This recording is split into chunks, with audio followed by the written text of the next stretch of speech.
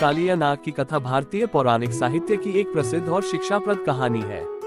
ये कथा भगवान श्री कृष्ण के साहस, बुद्धिमानी और करुणा को दर्शाती है और साथ ही यह भी दिखाती है कि बुराई का अंत निश्चित होता है। कथा का परिचय कृष्ण का जन्म मथुरा में हुआ था और वे वासुदेव और देवकी के पुत्र थे। जब कृष्ण बालक थे तब उन्होंने अपने माता पिता के साथ गोकुल में रहने का निश्चय किया। गोकुल में रहते हुए उन्होंने कई अद्भुत लीलाएं की। एक दिन गोकुल की यमुना नदी में कालिया नाग का आतंक फैल गया।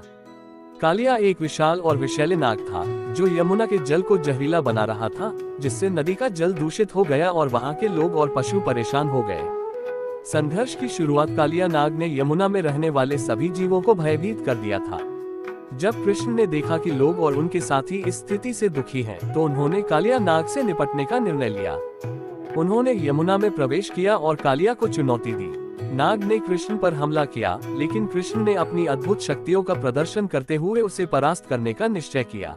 कृष्ण का अद्भुत नृत्य जब कालिया ने कृष्ण पर हमला किया तो कृष्ण ने उसे पकड़ लिया और उसकी फनियों पर नृत्य करना शुरू किया। ये दृश्य अद्भुत था। छोटे कृष्ण ने विशाल कालिया नाग को अपने नृत्य से वश में कर लिया। नाग की विषैले फनियों के बावजूद कृष्ण ने साहस और चतुराई के साथ उस पर नियंत्रण पाया।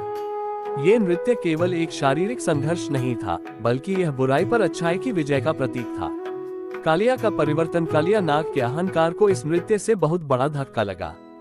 अंततः जब वह समझ गया कि कृष्ण उसकी अपेक्षा कहीं अधिक शक्तिशाली है, तो उसने कृष्ण से क्षमा मांगी। कृष्ण ने उसे माफ कर दिया और कहा कि वह यमुना छोड़ दे। कालिया ने वादा किया कि वह अब यमुना में आतंक नहीं फैलाएगा और नदी को पुनः शुद्ध करेगा।